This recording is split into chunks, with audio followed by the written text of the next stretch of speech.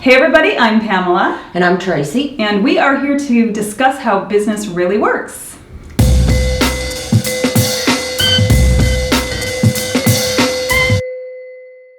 Today our topic is going to be on goal setting and productivity. It's such a big subject matter and there's so much to discuss, and I think this is a topic that overwhelms a lot of people. There are so many things that we have in our minds that we want to accomplish, and I think a lot of us feel like, how am I ever going to get all this done? We're here to help you with that, so don't panic. We've got some techniques you can use, so let's get right into it. Well, to me, the first thing is you've got to know where you want to go in order to figure out how to get there. Yeah. So I think it's really important that you have like a visualization, an idea of what you want your life and business to be like 1 year from now and 5 years from now. So I visualize into the future exactly how I want to be living every day, and all the interactions I want to have with people, and what I want my relationships with people, whether they be family, friends, or business associates. When you're self-employed, when you're an entrepreneur, business is a lifestyle. So why separate the two? What do you think? Yeah, I agree. So I'm actually a really good example of this because I have a YouTube channel where I am trying to grow an audience and create content around lifestyle. And eventually I want to create a business out of this. So it's in the fledgling stages right now, and I'm starting to get some good response, but I'm nowhere near where I want to be, and I need to figure out how to get there and to grow my audience. And it's all based on a lifestyle business. This is a future that I'm trying to create for myself, not only a business future, but a personal future. How do I want to live my life? And I think that's what Tracy is really getting at. It's not enough to say, I have a business idea, here's how to implement it. Of course you need to do that, but if you're trying to create your own business and be your own boss, you need to envision how every aspect of your life will unfold in the next few years and up to 5 years. Yeah, I totally agree. Yeah. Because if you don't know where you're going, if you don't know that this is how my life is going to be, if everything goes perfectly the way I want it, this is the way my life's going to be 5 years from now, an opportunity could arise today that doesn't even fit into that, but you're going to go, money. Right. And you're going to go down that path. Because, and I have. Because you don't know that right.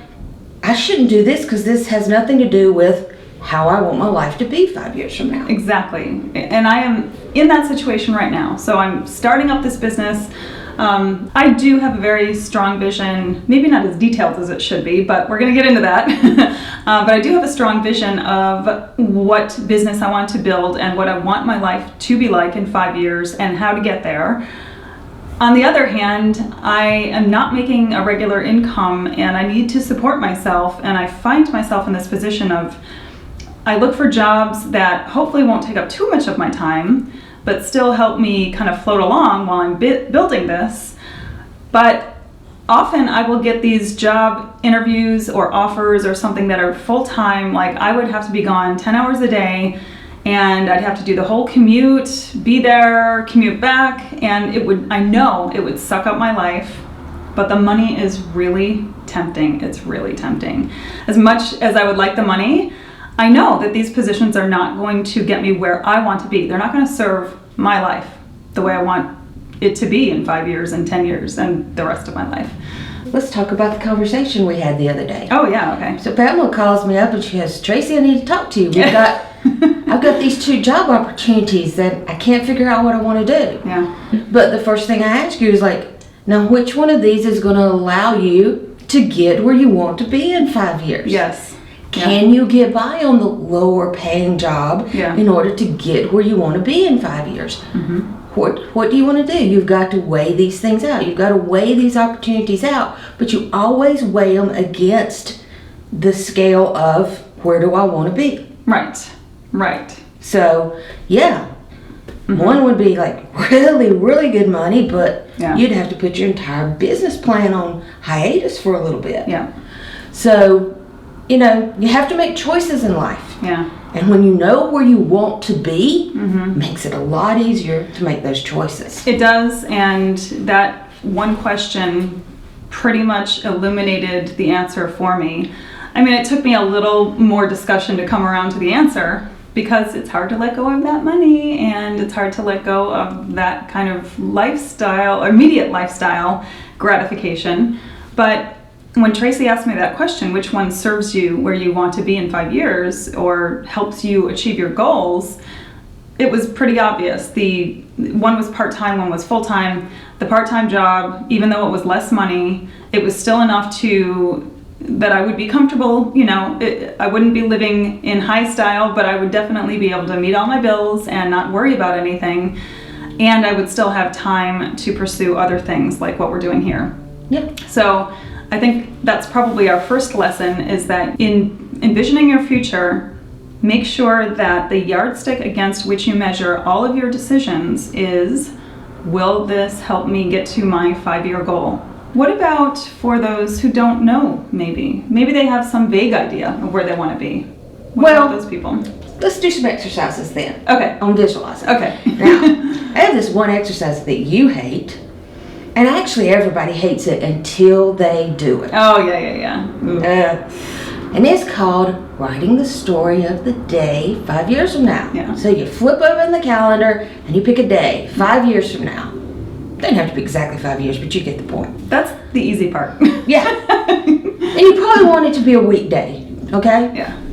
So you're going to write a story. And this is not going to be a short story, even though it's only 1 day long. Mm-hmm. Because this story is going to start from the second you wake up to the second you fall asleep. Mm-hmm. And in this story, you're going to tell things in extreme detail, such as exactly how you feel when you wake up, what you see when you first open your eyes, your emotional state, what's the room like that you're in, what's the lighting, what's the furniture. Give extreme detail. Talk about color. Talk about everything that makes that a happy situation. Mm-hmm. And then you walk through the entire day.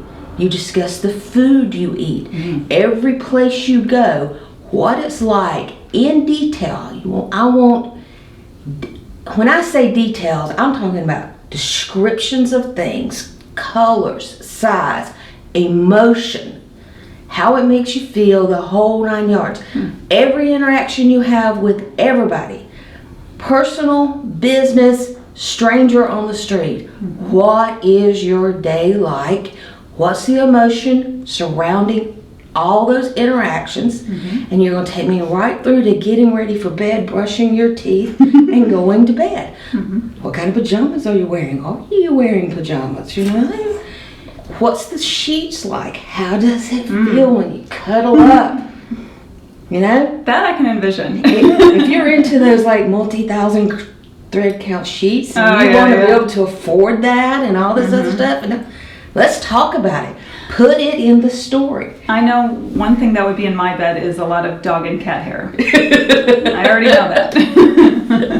So, when you can get that emotionally involved in the story of the detail of 1 day of your life, once you've created that perfect life, once you've done that exercise, and I understand that is an extremely hard exercise, and it will probably take you several days, and you'll probably change it as you're going, because you'll think, oh no, but I want that too. Yeah. Oh, and I want that too. So you'll think of things as you go. You'll just keep adding to it, and the thing is, once you've done it, it's in your head. Yeah. And as you move through the rest of your life for the next 5 years, that vision's going to be in your head, and you'll be so shocked at how you make decisions, you make buying choices, you make saving choices. Everything you do is to get to that day. Yeah. It does sound overwhelming because it is a long exercise, but even while you were talking and you were saying envision the sheets, envision how you wake up, blah, blah, blah. So I was envisioning those things in my head, and I'm like, this is actually kind of fun.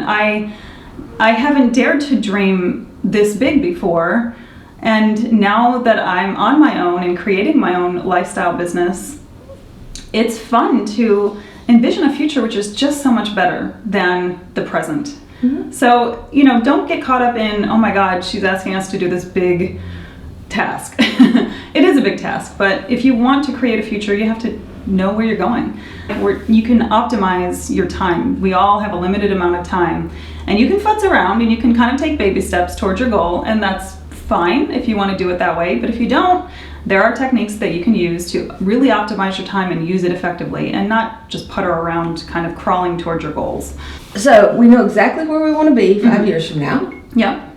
We've got that movie in our head. All right? Yeah, the perfect day. We kind of know how to weigh and judge our decisions now against that. But how do we get productive? How do we make things happen? How do we move forward? How do we take those steps? Yep. All right, so we're going to discuss 3 of the most commonly used productivity tools. There are thousands of them out there, and you'll have to experiment around to see what works for you.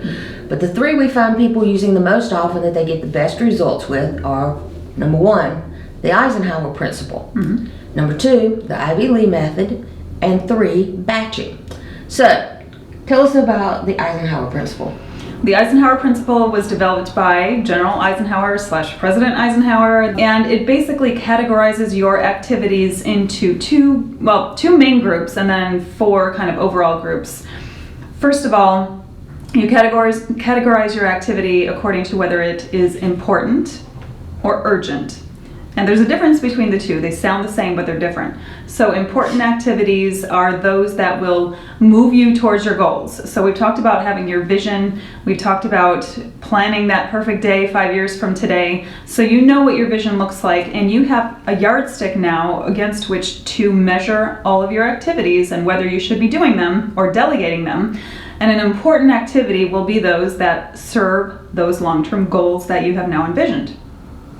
Urgent activities are those that usually have a time limit on them. They need to be attended to immediately or in the very short term.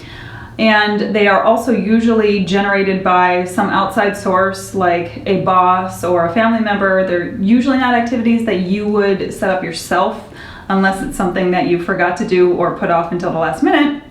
Procrastinate. Yeah, so urgent activities would be the time limited ones, and they need immediate attention, but they don't move you towards your goals. So then the 4 overall categories are urgent, important, not urgent, not important. And those get divided up into quadrants. So we're going to tell you what those quadrants are and where you should be spending most of your time. Okay, so like the most important quadrant is the important but not urgent. It's this top right-hand quadrant. Yeah.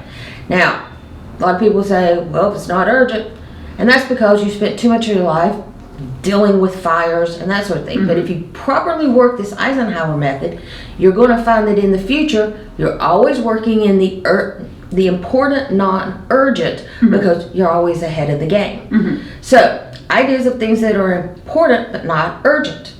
Let's say you need to write a book.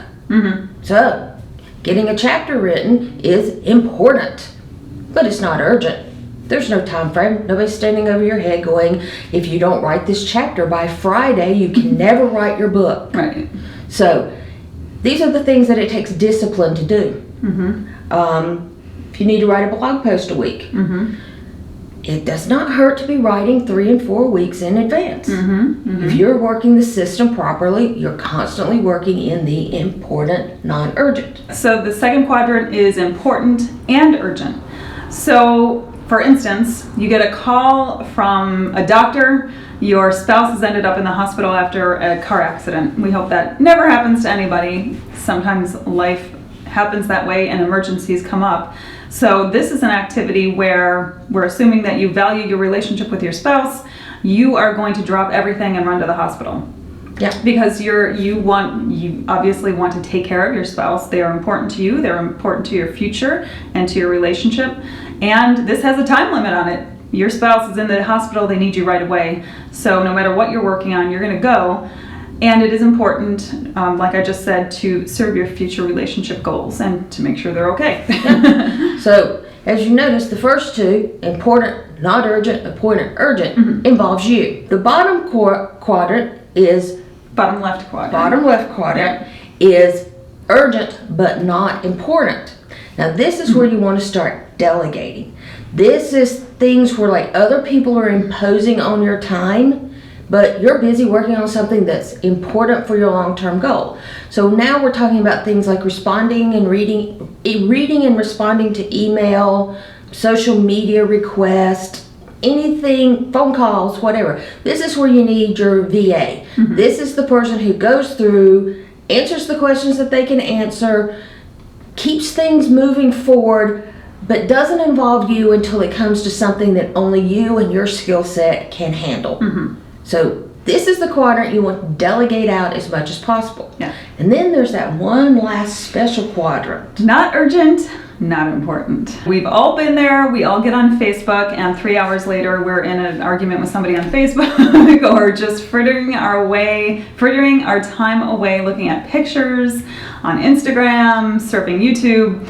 Things like that, these activities that are not urgent, they are not important, they will not move your business goals forward, they usually don't move your personal goals forward. So there are a couple of exceptions to this. For instance, I'm growing a YouTube channel, getting on social media and promoting and putting my content out there. That's important because that serves my goal of growing my channel and growing my audience. But that's not to be confused with just chit-chatting on Facebook for 3 hours. That's, the difference. So you should not be spending any of your time in quadrant 4. I guess maybe, if you... We call it the garbage quadrant. Well, right. So if you really just need some mindless time to wind down, this is where your entertainment comes in, or your Facebook frittering comes in. You really should minimize. I shouldn't say you shouldn't spend any time. You should definitely minimize your time as much as possible in this quadrant. It is not serving moving your life forward to that perfect day in 5 years. Yeah, and you also would never delegate any of these tasks because you're wasting money. I mean, who can argue on Facebook better than I can? And then we move to the Ivy Lee method. Now, Ivy Lee method was based on a gentleman named Ivy Lee who was kind of considered a productivity expert in his day. And in the early 1900s, he was hired by Charles Schwab to come into Bethlehem Steel and work with the executives to make them more productive. So he comes in and he says, all right, well, give me 15 minutes with each of your executives. That's all he needed. And he sat down with each one and he said, how I am so productive is at the end of every day, I sit down and I decide what the 6 most important things I need to do the next day are. And I put them in order of importance. And the next day when I come in to work, I only work on number 1. That's all I do. I don't think about number 2 or number 3. I don't let anyone interrupt me. I work on number 1, and I work on number 1 till number 1 is complete. Then I can start on number 2. At the end of the day, if you've not completed all 6, you'll move those to the list for the next day and add to it until you have your 6, and they're in the order of most important. You continue this on. Now, most people want to do this in their brain. And the truth of the matter is there is something very important about that act of actually writing these down. I don't know why. There's got to be a scientific reason for it, but I have found when I just in my brain go, okay, tomorrow I need to do this, this, and this. I wake up the next morning, I go, coffee, maybe coffee will make it come back. I'm not sure. You need to write it down. Yeah, it really cements it in your brain to write those 6 things down.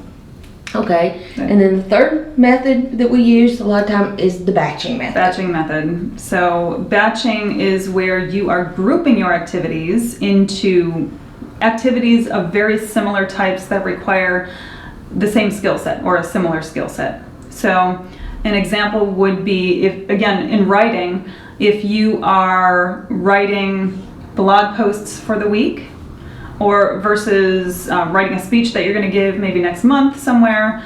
So those are both writing, but actually they involve different skill sets because you are going to speak differently to people than you are going to write on a blog post. So people consume the written word differently than they do the spoken word. So you're going to write differently, and you want to batch those activities in separate batches. So if you've got your 6 things and 3 of them include writing, you may work on I'm going to write my blog posts first and plan those out for the week or the month and just spend a chunk of time writing those. And then the next thing that you're going to work on after you're done with that is, now I'm going to write my speech or speeches or whatever. Or you could put an activity in between those two depending upon where your priorities lie. So you want to batch things that involve similar parts of your brain, similar skill sets, and that way your brain isn't switching between activities all the time, and that causes a delay. Even if you don't think it's happening, actually this has been scientifically proven as well, that when you switch between different kinds of activities, your brain lags behind for, I think it's up to 15 or 20 minutes or something like that, that you think you're concentrating on the new task, but your brain is still working in the past and it's trying to transition to the new thing. Even if you feel like you have that concentration, you're not 100% there. So that's why you need to batch your similar activities together. So the thing is nothing's going to work perfectly for everybody. So you've got to kind of experiment around with these different methods and see what works best for you. I mean, I know I definitely have my own Frankenstein version of this, because I go for my 5-year perfect day, my visualization. I weigh everything based on that and put it into the Eisenhower principle. And I do that with everything. It's not just business things. So things that are really important, like, 1, moving my business forward. 2, dealing with my really, really close relationships that matter moving forward in my life. Not just general friendships. It's not that I ignore those, but I put the emphasis on those really key people. And also things like, health. And, that's one thing we should have probably mentioned, is the fact that exercise and proper diet really fall in the important and non-urgent, because you're not going to get immediate results from those, but the cumulative effect of doing them every single day will have a huge effect on your life going forward and helping you achieve that 5-year plan. So I kind of weigh everything based on the 5-year visualization. I drop it into the quadrants, and I try to only work in the important, non-urgent quadrant. I do my list, but one thing I discovered was I never completed it. I never got through all 6. Oh, your Ivy League list. My Ivy League list. Okay. I never got through all 6, and I started realizing I had like this little tinge of disappointment at the end of each day because I hadn't completed my list. And so I started noticing I always do complete 3 to 4 of them. So now I only do 3 or 4 on my list. That way I don't have that little tinge of disappointment at the end of the day. And then I try to batch all my work together. So like if I'm talking with a client and I need to do a proposal, I'll make my notes when I get off the phone with the client, because that's where my brain is right then and there. But I don't get into writing that proposal. Right. Because that's a different mindset. I wait, and I might do 3 proposals for 3 different clients all at once one morning. So that way my brain is on the formal writing of the proposal. Not the note taking. So for me, I do batching a little bit differently as well. I do plan out some activities. I usually don't do 6 on an Ivy League list either. I'll do 4, maybe 5, depending on how long I think they're going to take. But for me, I seem to run into a mental wall somewhere between 2 and 3 hours into a task, if it's an important task that's going to take some time. And even if I'm not done with it, I put it aside and move on to something else entirely for another chunk of time, for another 2 to 3 hours, so that I can just make my brain take a break from that thing, whatever it is, and that focus, and make my brain switch to something else. And for me, that works well. I've done this. It kind of feels a little bit ADD at first, but I noticed that if I did that and I just allowed myself to break, even if I wasn't finished, when I go back to it, I'm fresh again, and I can get it done by the end of the day, but I don't necessarily finish it all in one batch. That's just the way my brain works. I need that respite, and I can go back later. So basically, you kind of prioritizing batching over the Ivy League, whereas I'm more inclined to do the Ivy League method over batching, because if I'm involved in something, it doesn't matter if my time for that has run out. If I'm really involved in it, I keep going. So I don't. Everybody has to come up with their own thing, and you've got to experiment around. And don't just sit here and go, oh, well, I know exactly what's going to work for me. Experiment. Definitely. Try to do it the way they intended, the way the creators intended. See how it works for you, and then over time, you're going to figure out what works best for you. Exactly. So anyway, we hope that this has helped you come up with some ideas on how to be more productive and move forward to where you really want to be in life. We've got a worksheet that kind of walks you through all this. And you'll link to it under the video. Yep, we'll link to the worksheet, which is free to download. There's absolutely no cost to it. It'll take you through some of these exercises. I also have a resource that I use. It doesn't go into the same details as what we've been talking about. It's called the 5-Minute Journal, and I will also link to that on Amazon. That will be an affiliate link, just full transparency, full disclosure. So get it, don't get it, totally up to you. I do use the 5-Minute Journal, and I find it helpful, and really all it is you take 5 minutes in the morning and 5 minutes at night to plan on a high level what you want to accomplish in your day, and when you're done at the end of the day, how you think the day went and what you want to do tomorrow. So it's definitely along the same lines.